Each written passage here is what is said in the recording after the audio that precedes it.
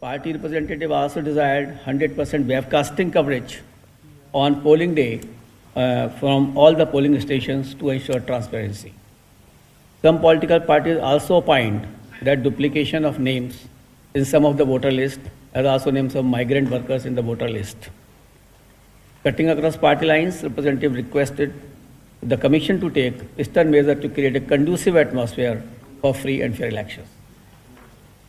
Now I shall apprise you about the specific initiatives and directions of the commission to address these concerns and other concerns.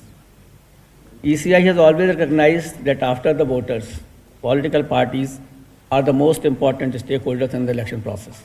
The Commission has assured the political party representative that our endeavor is to conduct free, fair, participative, inclusive, and inducement-free elections.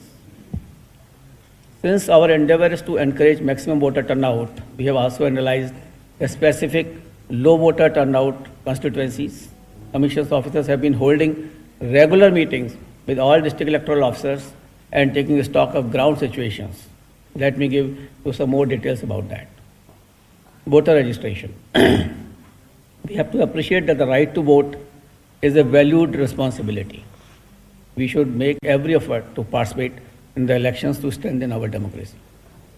In 2017 assembly elections, voter turnout was 77.4%, and in 2019 general elections it dropped to 65.96%. I've always maintained that every voter, in fact, has two specific touch points with the election process. Once at the time of registration, and second at the time of casting his vote. Our teams are ensuring that ease of voting should be our guiding factor.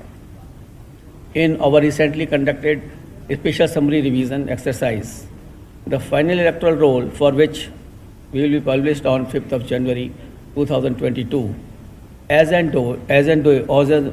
date, we have enlisted 2,74,177 new voters in the state.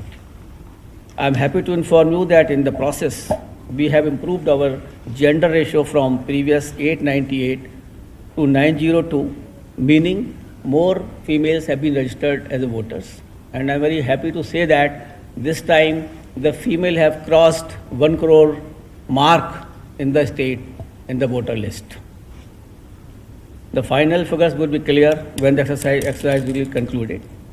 And we have been able to map 1,40,835 PWD voters, the persons with the disabilities, 5,16,567 voters of 80 plus age, 1,11,941 service voters, and 1,72,608 first-time voters of age 18-19 years. It has been our endeavor and continuous efforts that each and every one who has completed the age of 18 as of 1st of January 2022 should be put into the voter list. The persons with the disabilities have been, found out from the different departments database, and our teams have worked very hard into this, which has resulted into enrollment of new voters to this extent that as on date, 2.2 crore voters are existing on the electoral roll of the state.